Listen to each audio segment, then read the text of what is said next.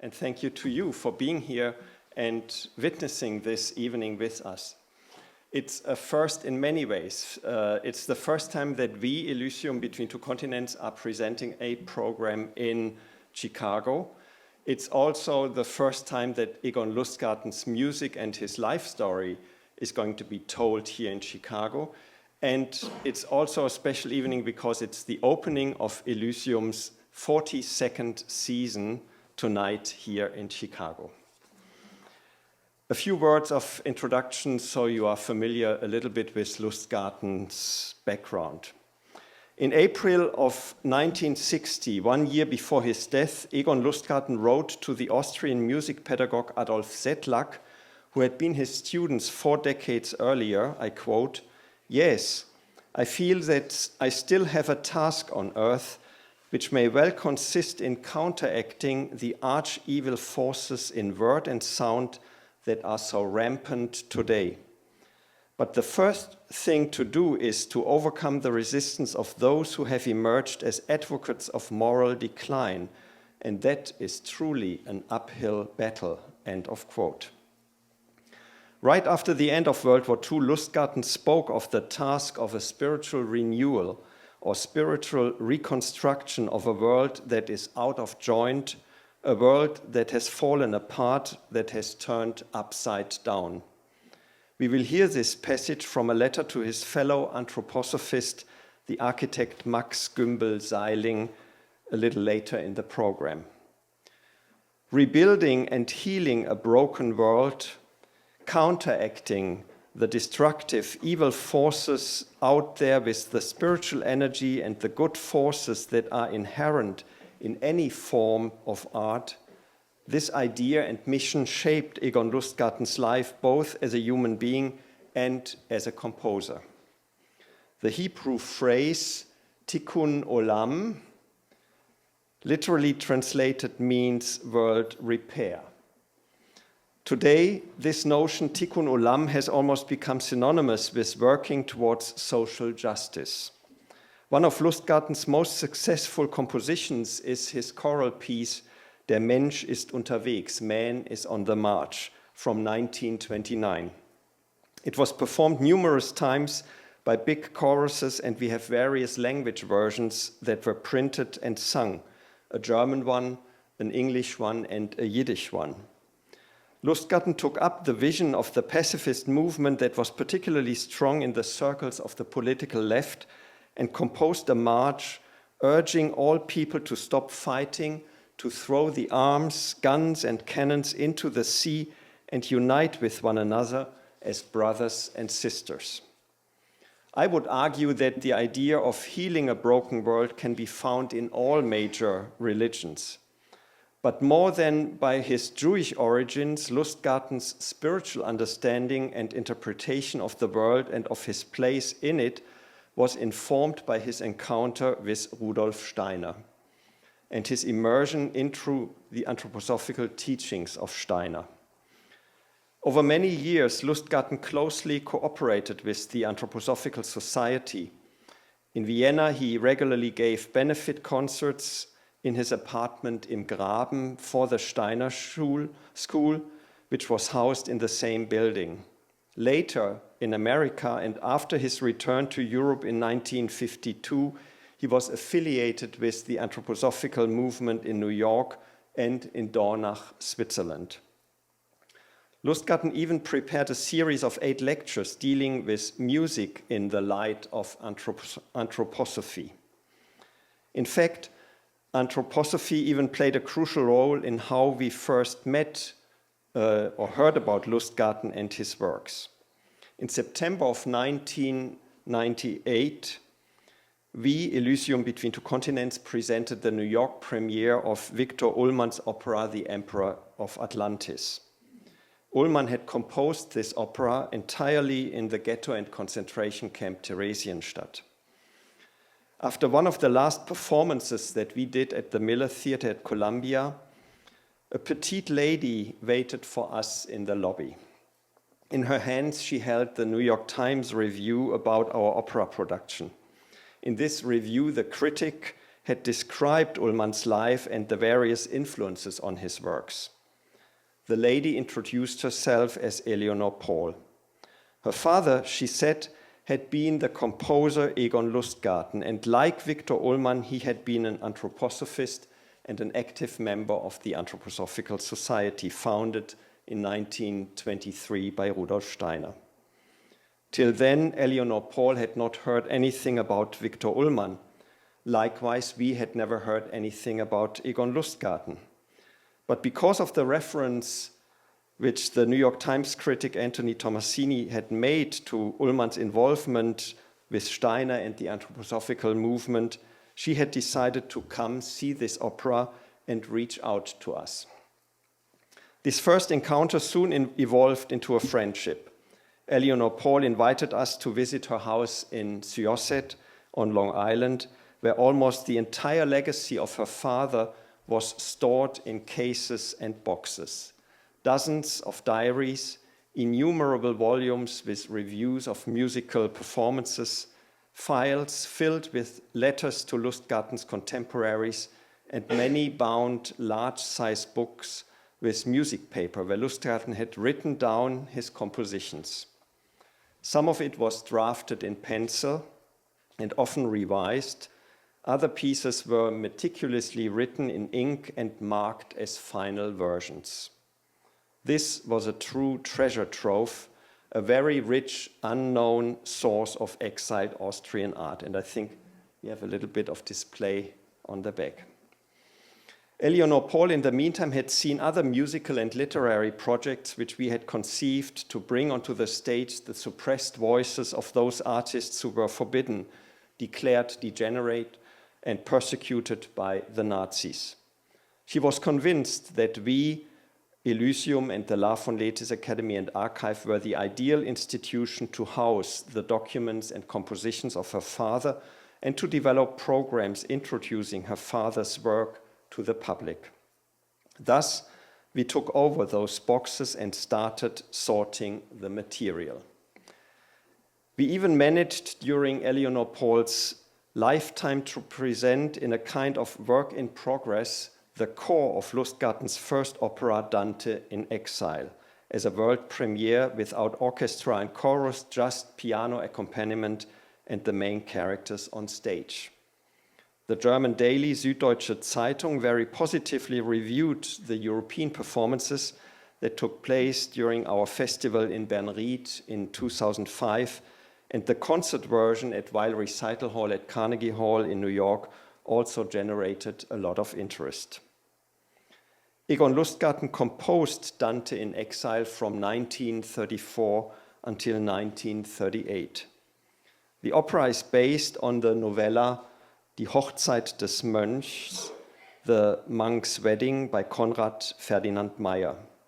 A few weeks before the Anschluss on March 11, 1938, Lustgarten showed his finished opera to the first conductor at the Vienna State Opera, Josef Krips. And Krips was very enthusiastic about this opera and said that this is the best contemporary opera he had seen so far, and he would like to do the world premiere at the Vienna Staatsoper in the following season. The general music director of the Vienna State Opera, Bruno Walter, at that time was abroad conducting, and he never returned to Austria after the political situation tilted in favor of the Nazis. Immediately after the Anschluss, Josef Krips and Lustgarten himself had to quickly pack their suitcases as well and emigrate. Dante in Exile was never produced during Lustgarten's lifetime. Though Lustgarten could save his life and that of his family by emigrating to the United States, in exile he never again found the success he had enjoyed in Austria. And even after 1945, Lustgarten didn't succeed in reconnecting with the musical world in post-war Austria. The people had changed, musical tastes had shifted, and probably also the fact that Lustgarten was Jewish and an emigrant who had escaped Austria was to his disadvantage. People simply wanted to forget. They didn't want to be reminded of the Nazi past and the Holocaust. On May 5, 1961, Egon Lustgarten died and his compositions fell into oblivion, until the day when Eleanor Paul entrusted us with her father's legacy. I'm very glad that Melissa Primavera, who had heard Lustgarten's music performed in New York, made it her mission to bring his music and life story to Chicago. He is not only a marvelous soprano, but also an organizational genius. She and I conceived today's program. Indeed, yeah. And we want you now to taste and appreciate the beauty of Lustgarten's music, while at the same time learning about the fights, difficulties, and setbacks he had to suffer during his life in exile. Thank you very much.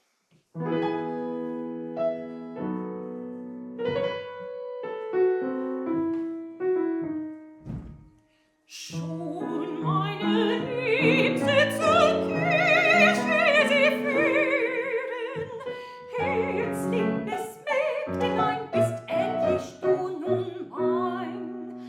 Nein, noch bist du jetzt du der Liebste, noch gehörst du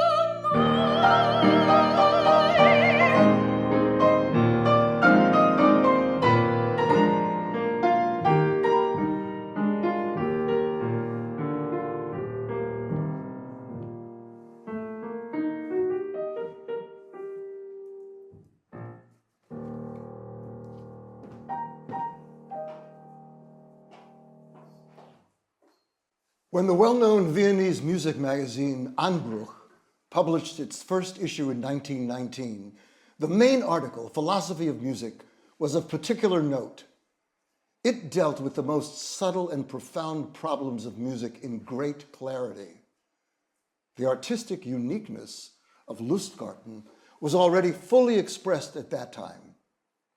His creative imagination required equal mastery of both words and music. His years of study at the Vienna Academy already found Lustgarten in remarkable artistic maturity, which enabled him to take up a position as a theory teacher at the new conservatory after the war, which he had experienced on the Italian front. Of his numerous compositions, the Czech and Slovak folk songs have become the most well-known, although other works, such as the symphonic cantata Der Mensch or the Concerto Capriccioso for violin, also contain great beauty. An opera, Dante in Exile, has just been finished by him.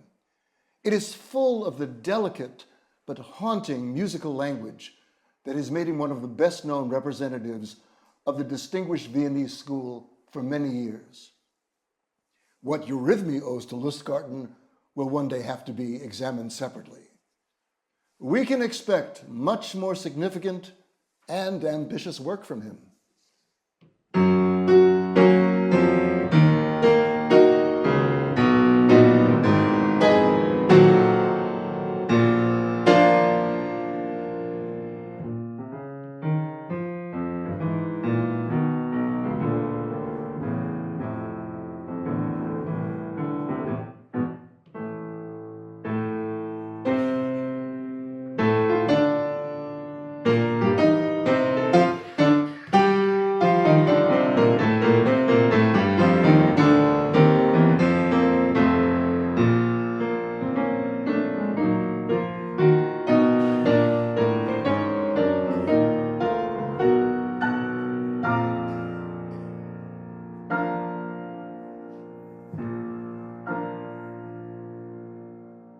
New York City, November 26, 1941. Dear Miss Klingenstein, never would I dare ask you for a personal favor. You whose generosity in signing our affidavit brought me and my family to this blessed country 3 years ago. But there is my old mother, still living and suffering in Vienna, entirely deserted, her other child having been compelled to emigrate to the Dutch East Indies. By the increasing persecution of the Jews in Germany, my mother is immediately menaced with expulsion and death unless I succeed in bringing her to this country. There is a last chance to escape Germany, namely by getting a Cuban visa. Unfortunately, I am unable to raise the money needed for emigration and therefore cannot but implore you, who already once was my benefactor sent by God, do lend me the missing $900 or as much as you are willing to contribute to safeguard my mother's life. The time presses. Therefore, I must take this step, even though I hate to bother you. The Almighty will bless you for your good deeds, and my eternal gratitude will be yours. Do not doubt that I will do my best in repaying my debt as soon as possible. Very faithfully, yours, Egon Lustgarten. New York City, November 26, 1941. Dear Doctor, please don't be angry with me for turning to you today with a request in reliance on your frequently demonstrated generosity. I have been trying for a long time to bring my mother, who lives completely alone in Vienna, over here. Various difficulties, including the closing of the consulates, have prevented me from carrying this out. The imminent expulsion of Jews who are still in Germany would be a total disaster for my 76-year-old mother. I must protect her from that. There is now one absolutely final opportunity for her to emigrate to Cuba, but at present I am unable to pay the expenses. I therefore beg of you, dear doctor, please help me to save my mother by lending me the missing amount. I still need $900, but a portion of this amount would also help. I will make every effort to repay my debt as soon as possible. I hope I do not have to assure you of my deepest gratitude. The situation is so urgent that I cannot do anything but beg you for your speedy assistance. With my best greetings, also to your wife, I remain your humble Egon Lustgarten. Erhöre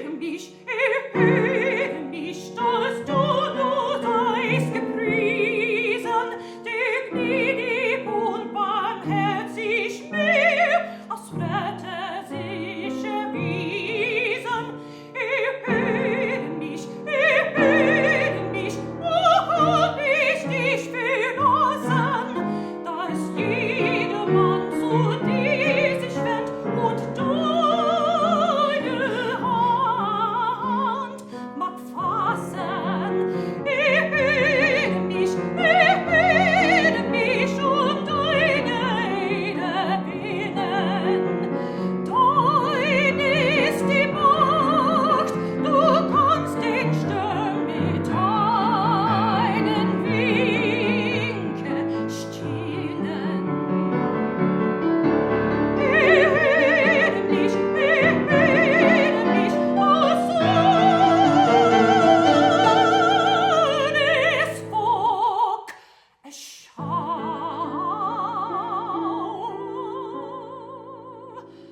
Du seist der Herr, nur du allein und ewig still, nur Trauer.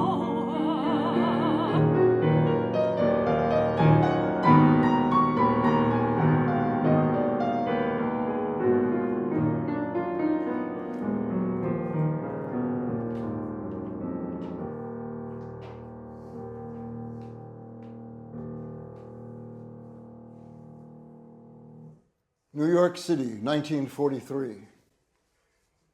The undersigned ventures to grant him relief, which would enable him to complete the composition and orchestration of a series of 3 operas written in a new style. In creating these operas, I intend to contribute something toward the enlivening of music dramatic art. And also, I have in mind to offer musical plays with a special appeal to young people, so as to satisfy their justified, strong dramatic instincts, preventing them from seeking otherwise an outlet in an undesirable direction. To complete the half-finished work, I need 1 year of fullest concentration, an endowment of $120 a month for the duration of 1 year would give me the possibility of devoting all my energies to the fulfillment of that task. September 10th, 1943. This is my brief memorandum to tell you about my interview with Egon Lustgarten the other day. I'm afraid I discouraged him very much as to the outcome of his application with us. In his earnestness, he became almost tearful, and I'm afraid the interview could only have had a depressing effect upon him.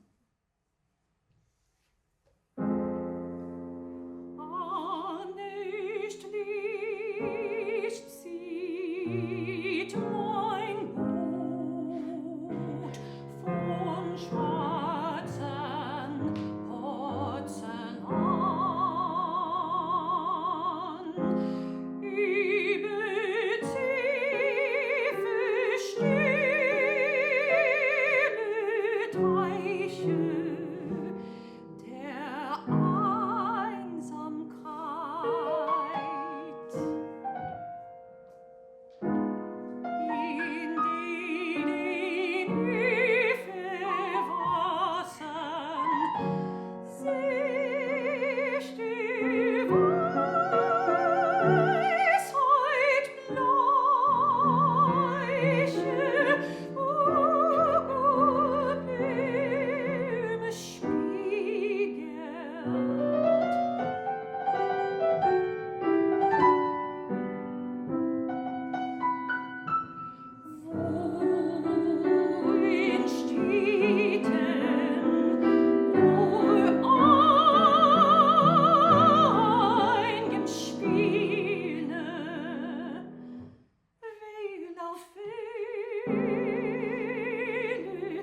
nach dem Himmelshimmel des Mondes hascht.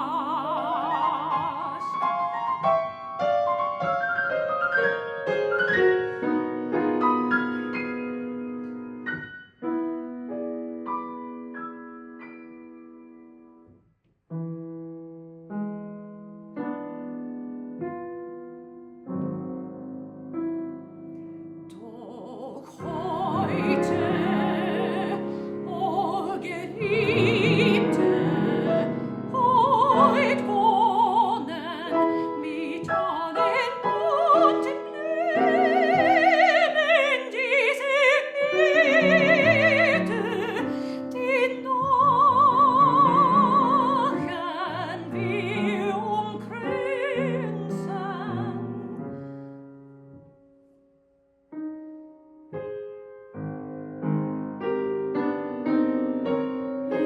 Und in der süßen Treuheit unsere Stimmen ertränkend mit Rosenblättern, gelb und weiß.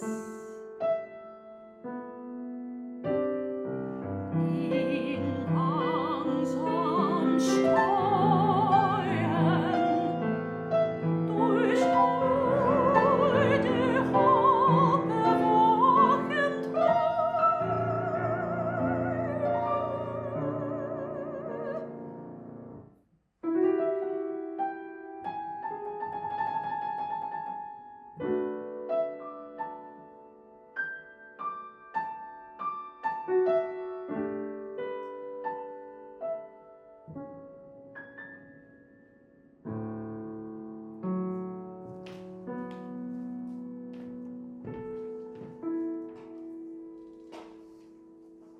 August 18th, 1945. My mother is alive. As the most wonderful birthday present, Kauder sent me a list of people who had just returned or will soon return to Vienna from the concentration camp Theresienstadt, which he found in the August 17th issue of the Aufbau, and which contains the name and birth date of my mother. So my feeling never deceived me, and heaven has answered my prayers. At the moment, it is not yet possible to get in touch with her. Tenafly, October 9th, 1945. Dearest mother, the ban is finally broken. I can write to you again, and I hope that this letter reaches you, since I can only guess your whereabouts. The most difficult times for you are now over, and I am happy that you are alive. I had never given up the hope that you somehow remained protected, but there was still the terrible uncertainty about your fate. On August 17th, 7 weeks ago, your name was on a list of people published by a local refugee newspaper, according to which you had already returned to Vienna from Theresienstadt or would soon arrive there. My earlier searches for your whereabouts had been unsuccessful. All the luckier now to find a trace of you. But at first it was completely impossible to make contact with you because of the ban on mail. Only now does the possibility present itself to reach you in writing through the Central Tracing Bureau. Please hold on to my above address carefully in order to send me a message as soon as possible. First and foremost, let me know your exact address so that I can write you directly and send you packages of food. Dear mother, what you must have experienced. But thank God that is now over, even if times are still difficult. About us, I just want to say that we live in a nice little house in the country, not far from New York, that we are healthy, and that in spite of some difficulties, we have always been well. Eleanor started college recently, We have several tenants in our house in Tenafly. I give music lessons in New York and have written 3 new operas that I hope will open the way to a better future for me. I wish that I would finally receive news of Hedwig soon, which up until now has also been impossible. Mimi writes us from time to time from Melbourne, where she has a position in a company and possibly will marry again.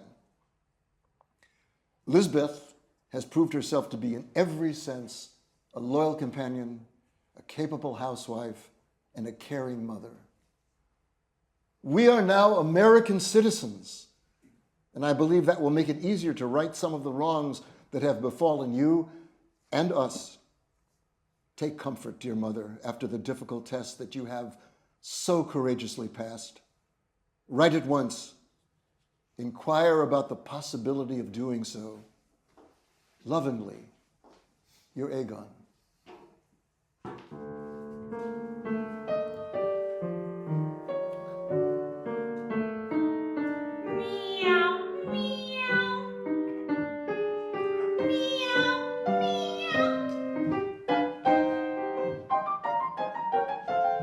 Sag an, was willst du denn von mir?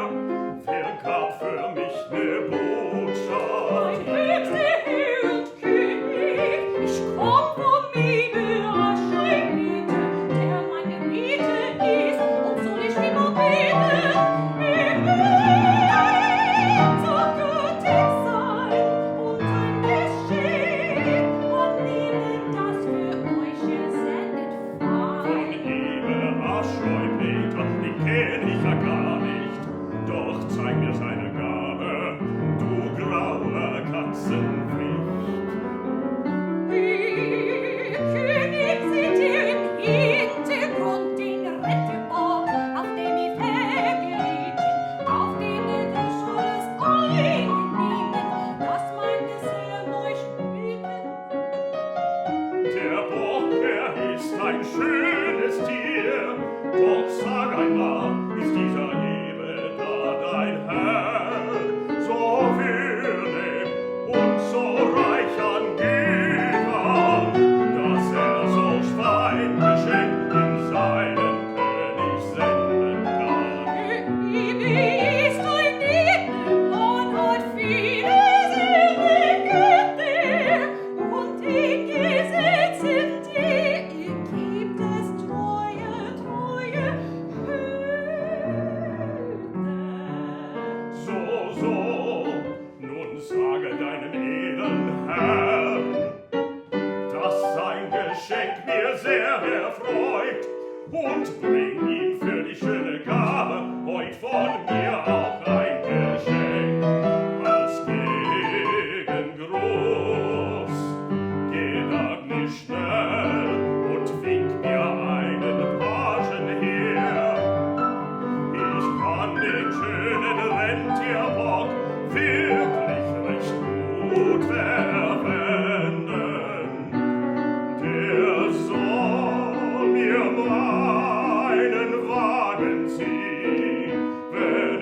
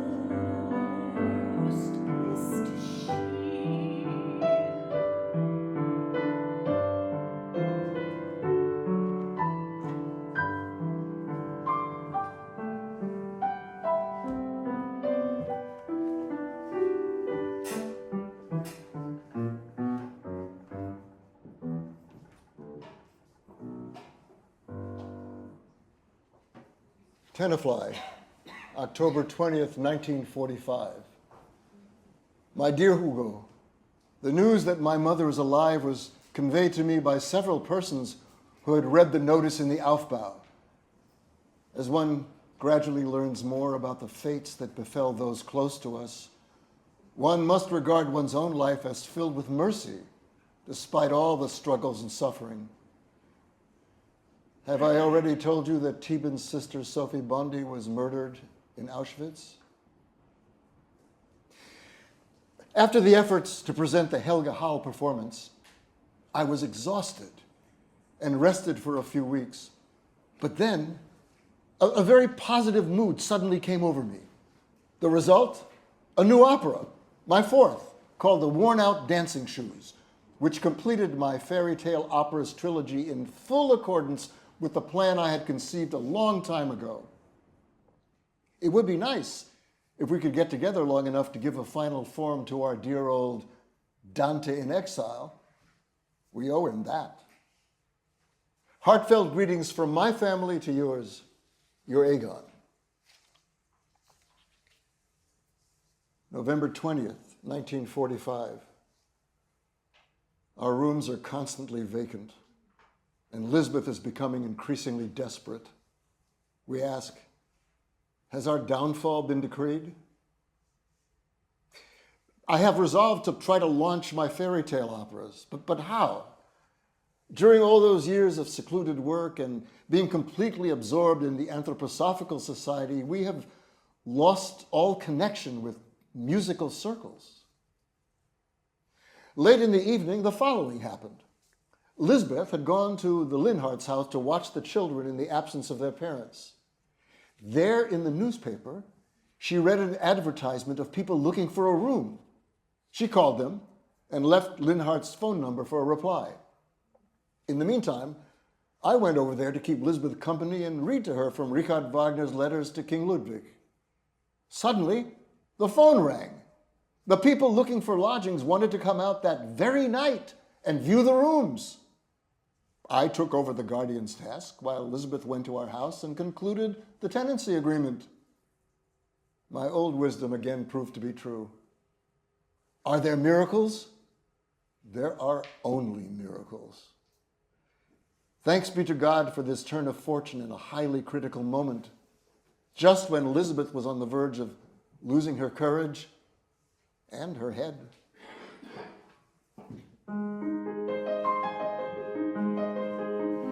Liebliche Harfen, Assite klingen, freudigem Sammeln am Feste des Herrn, der aus dem Grabe den Sieg erbringen, uns lässt schauen der Hoffnung Stern. Jagset den Starken, der ihm bewöhnt Herr, und tut uns Sünde zumal. Droben die Städte für uns gefunden, Herr, durchglänzt von des Friedens Strahl, der uns gehört aus die Not am größten, dunkelsten Nacht, uns jenigs befriel, uns in der Trauer so mehr will trosten, uns lässt schauen die an Ziel.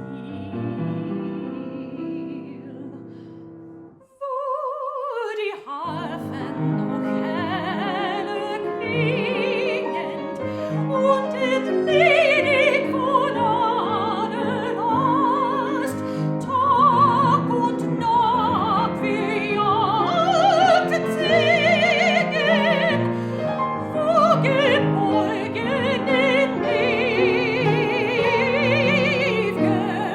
Rast.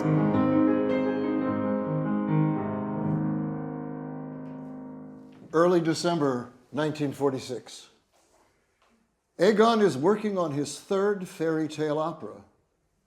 We all have patience and help him to complete his work because we are convinced that after he completes this trilogy, it will find its way into the world. The time is ripe for it. Through the most manifold experiences through which so many people have gone, surely the belief in a spiritual world and the guidance that comes from it must persuade people. And the fairy tale is, after all, nothing else than a demonstration of such facts in a form that is tangible and comprehensible for everyone, even for children. That's why Egon chose this contemporary content for his operas.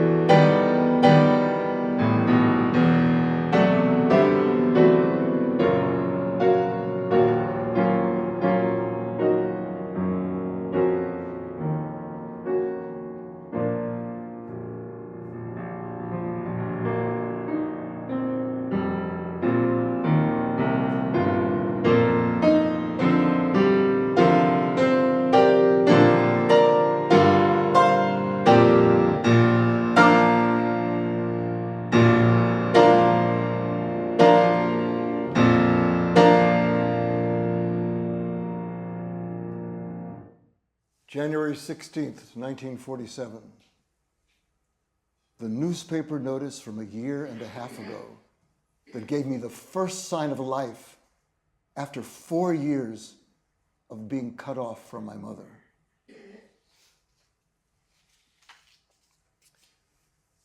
Tenafly, October 6, 1947. Dear friend, you are right to look at the world with the eyes of painful, biting irony, since everything and everyone seems to have deviated so greatly from what the council of the gods intended.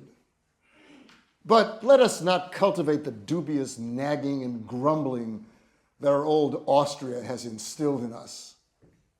Instead, let us take Verdi as an example, who at the end of his life turned to Falstaff as his subject matter. This gave him the opportunity, after having composed dozens of reality operas, to lose himself in pure play, to allow himself to become closer to the spirit through humor. Likewise, Ferruccio Busoni himself, in 1913, like a voice that called out from the desert, spoke about the future of opera in the following way.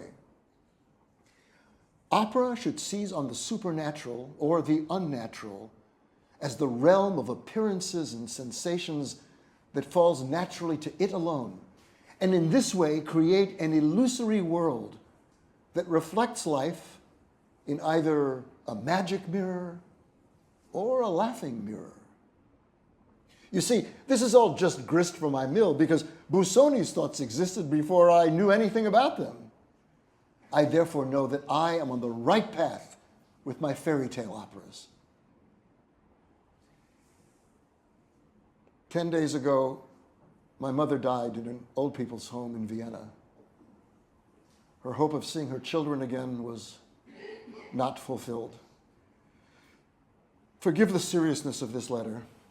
Yours sincerely, Egon Lustgarten. Leg mich nicht ins dunkle Grab, nicht unter die grüne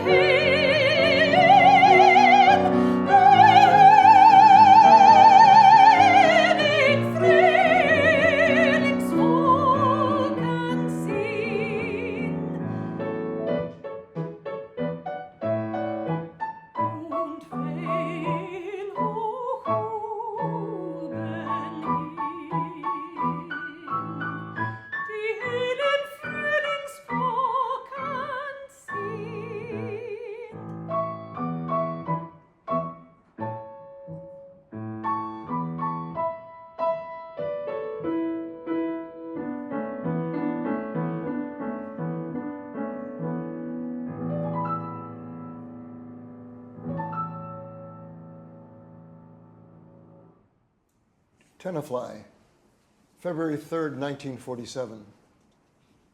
Times have been difficult for the world and for all of us, but it's not enough to have saved ourselves from the general catastrophe.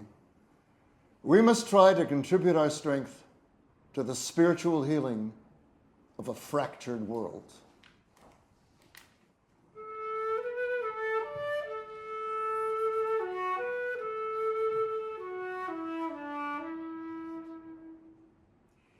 Ich ging im Pfade so vor mich hin und nicht zu suchen, das war mein Sinn. Im Schatten sah ich ein Blümchen stehen, wie Sterne leuchtend wie Äuglein schön.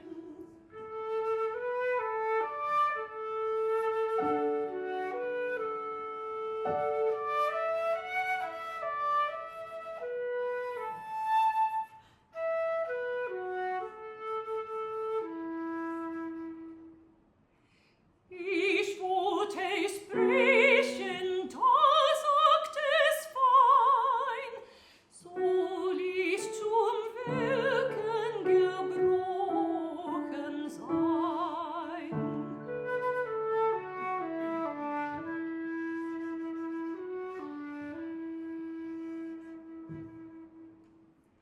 Ich grub's mit allen den Bützlein aus, zum Galten trug ich's am Hübchenhaus und pflanzt es wieder am stillen Ort.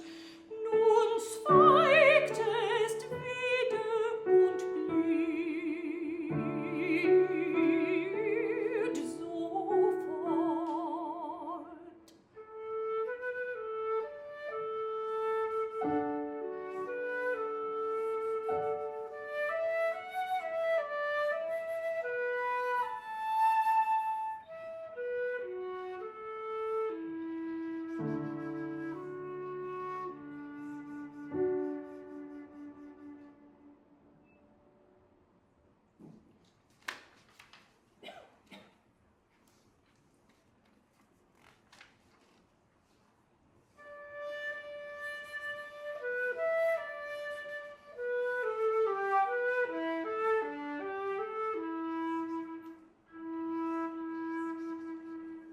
Aus dem Häuschen in den Garten zu dem Apfelbaum, denn du kennst die guten Orten, rot mit blauem Flaum, bis zur Park verfolgt von Lesben weisen nicht hinein.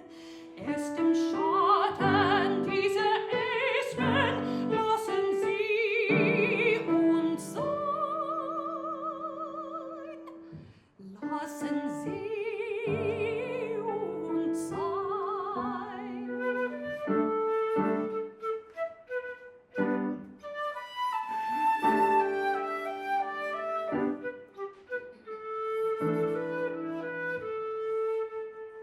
Schau dort auf den Wipfel nächste jenes schwarze Krähe. Schenk ihr schnell die Schollenweste, dass sie uns nicht schmäht.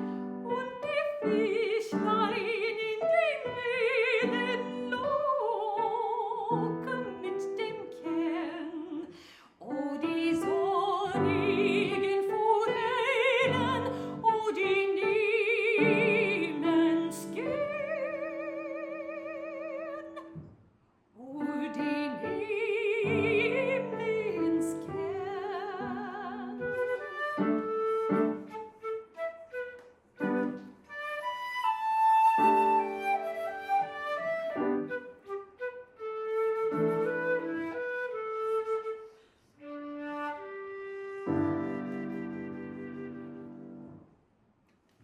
Monday, June 7th, 1948.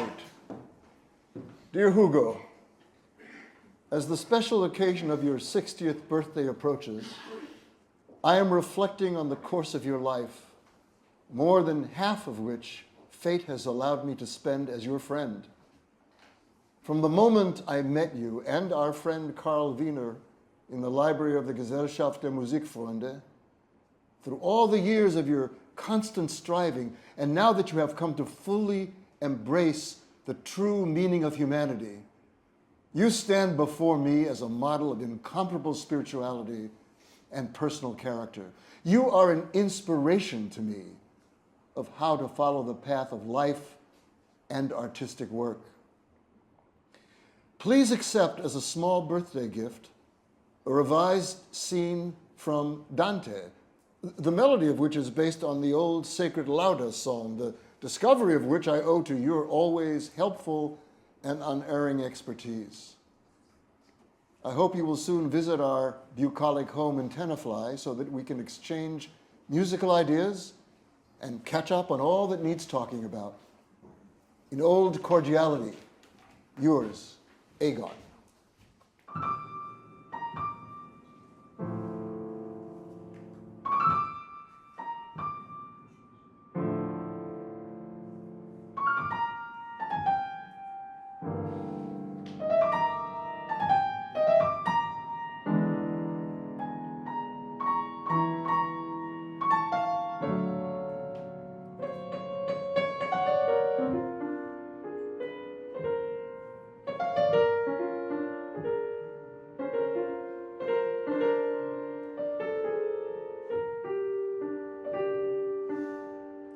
Ein schwarzes Vöglein fliegt über die Welt, das singt so todestraurig.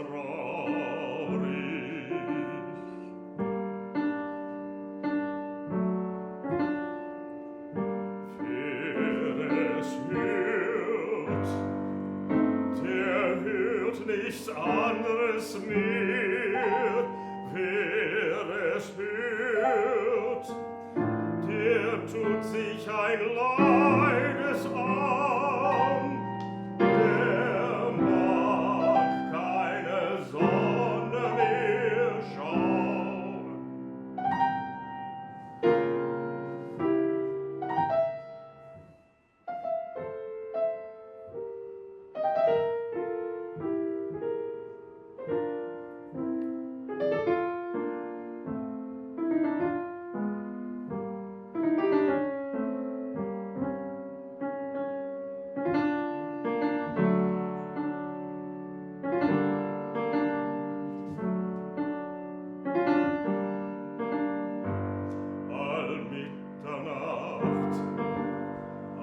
Mitternacht ruht es sich aus auf dem Finger des Tods. Der streichelt's leis und spricht ihm zu. Flieg, mein Vögelein, flieg, mein Vögelein.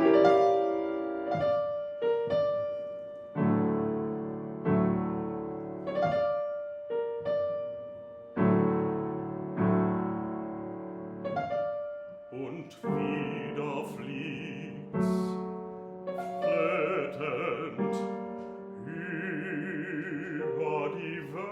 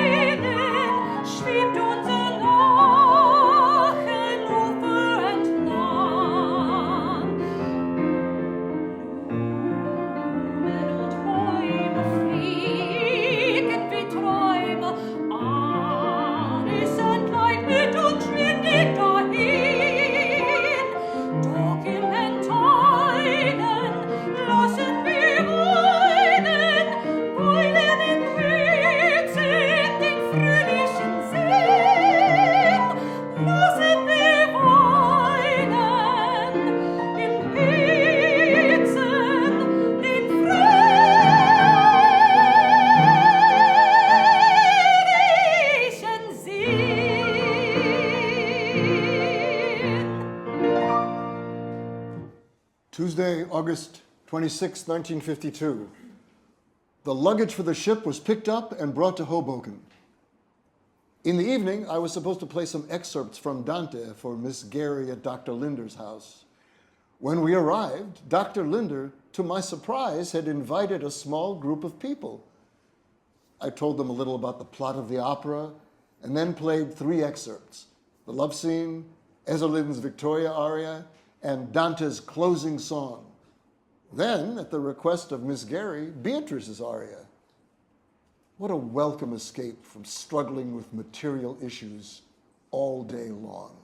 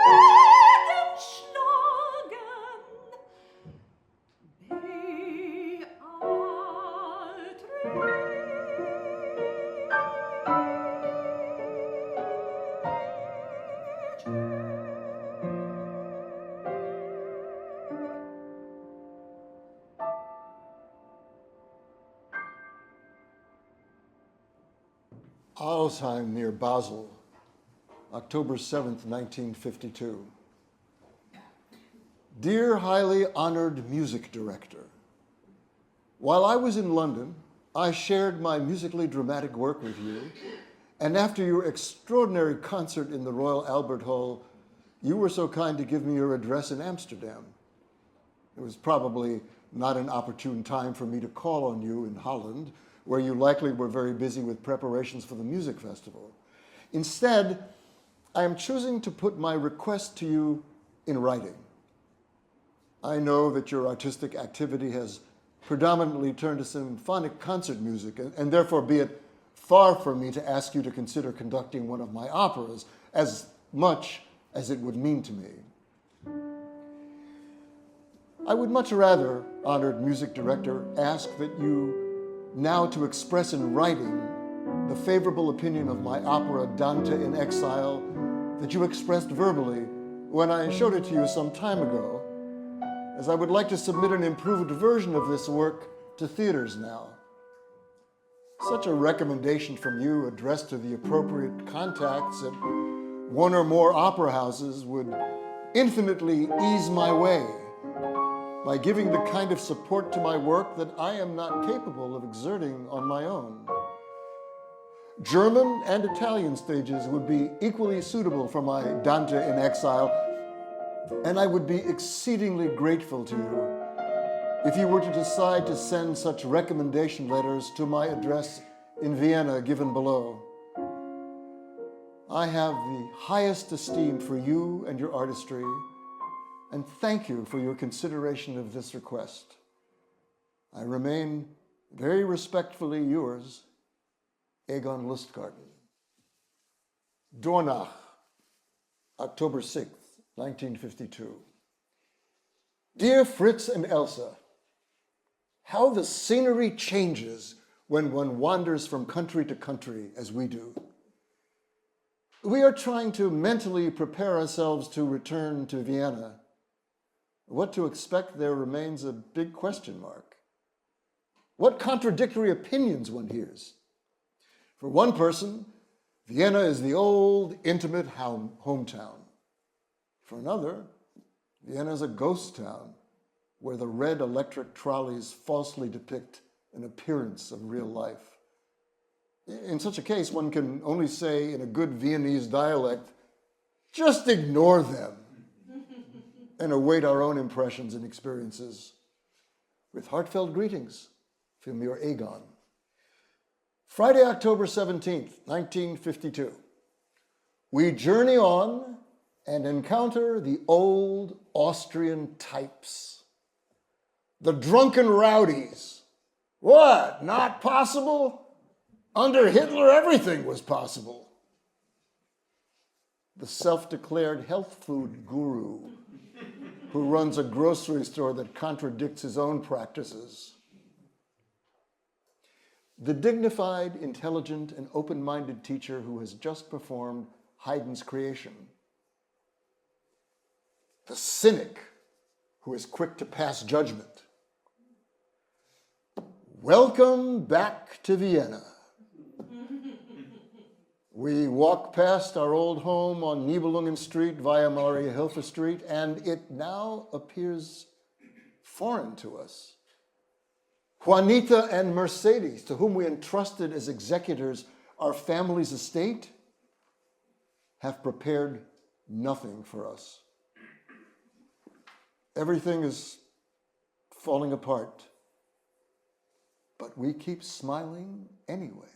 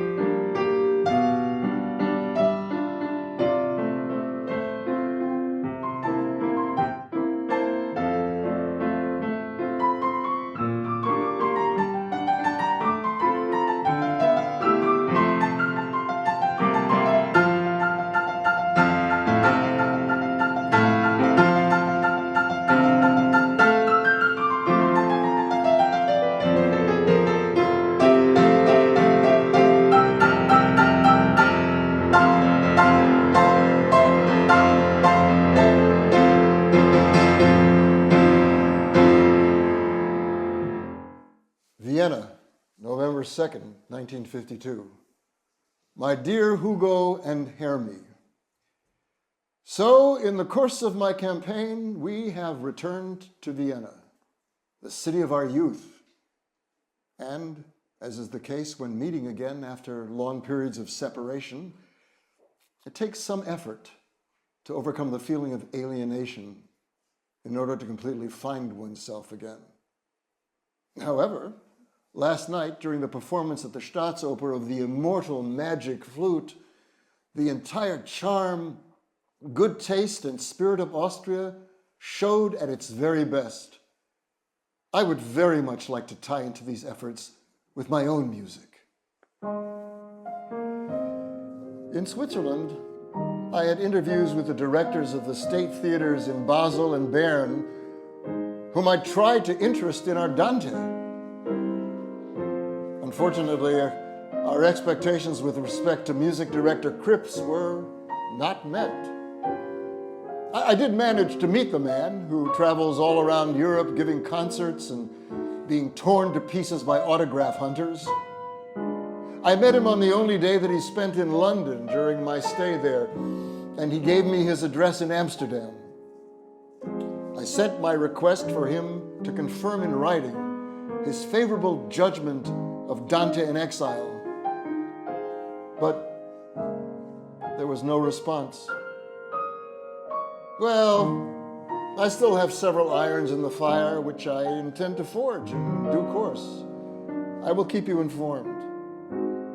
My loved ones, as you can see, matters have been set in motion, and it remains to be seen how everything will develop and with what result. I myself am calm and confident. Greetings from Lisbeth and your Egon.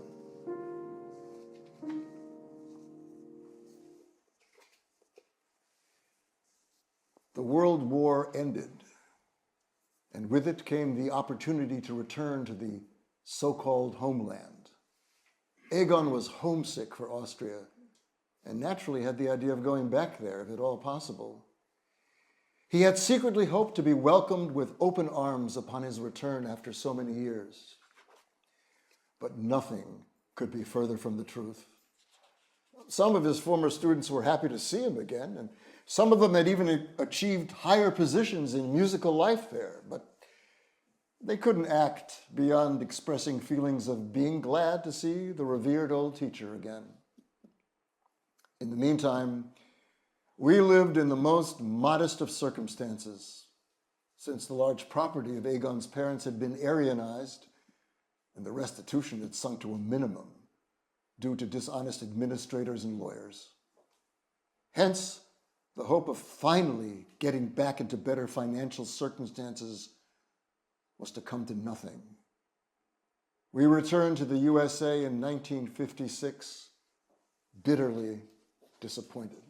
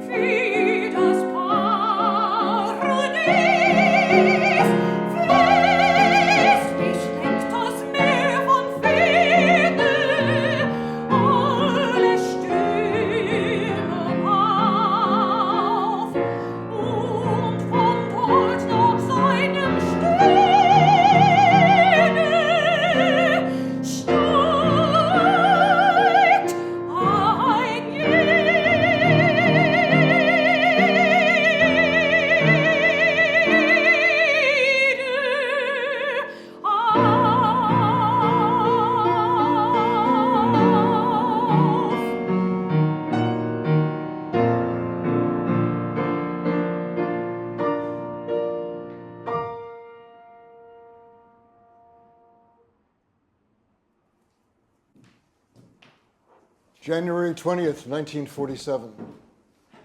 My dear old comrade Steinkellner, I know that your letter was written from the depth of substantial experience, and I have read it often with a true feeling of compassion because I know that it reflects the interplay of personal and general destiny.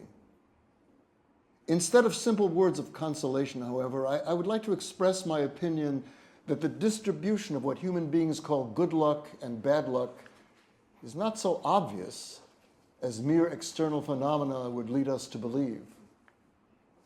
What I mean to say is that anything suffered by the soul can provide such elevating and enriching strength that once the painful violence of the immediate test has passed, it is beyond doubt that a strengthening of humanity has taken place.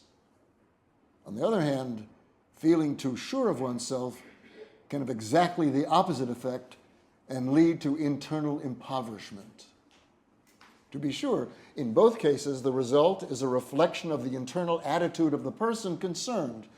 A person may become the victim of life's difficulties if he takes too great account of circumstances and allows them to gain too much power over him. Or a person can choose not to let the temptations of the good life hold sway over him. Believe me, dear friend, our life here is also affected by the same struggles, suffering, and blows of ill fortune as affect all of you over there, even if they are of a different nature. In my case, there is a years-long struggle to achieve my artistic ambitions and to give them a living effectiveness. I was driven out of Vienna, the city whose music-blessed soil I owe so much to. And I then came to America, where I, like the wanderer Odysseus, had to escape both Scylla and Charybdis.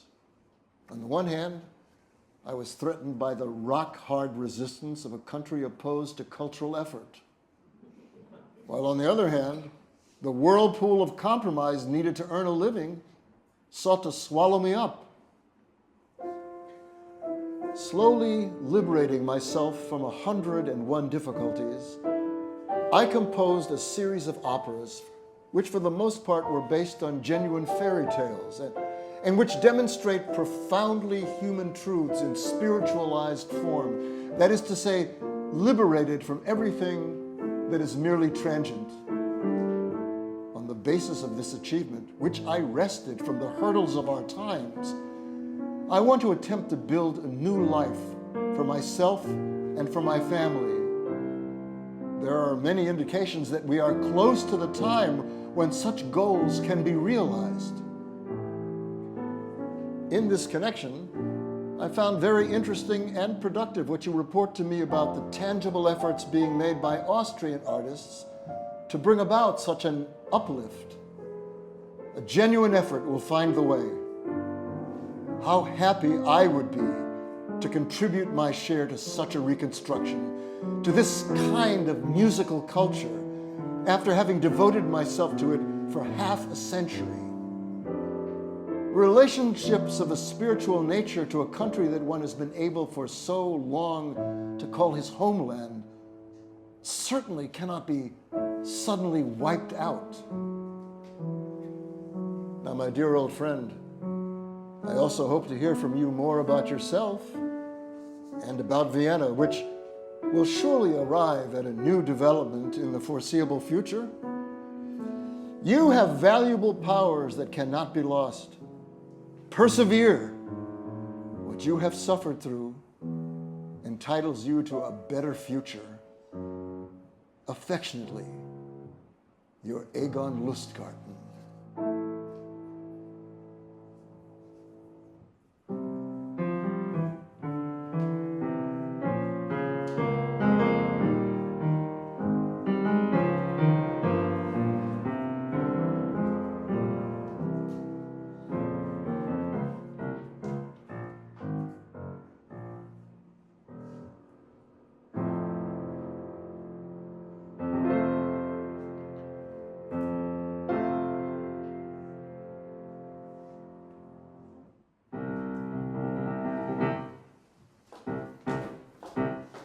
Marsch!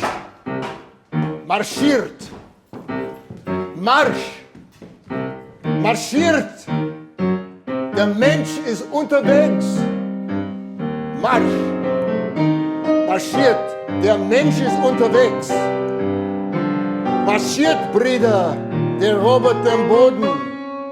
Das neue Vaterland! Marsch! Marschiert! Der Mensch ist unterwegs!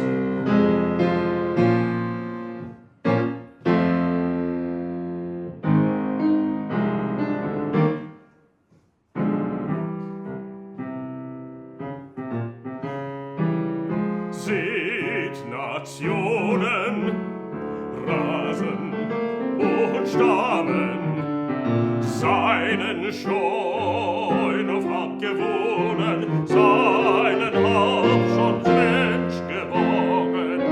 Als mehr und mehr reißt es noch andere mit.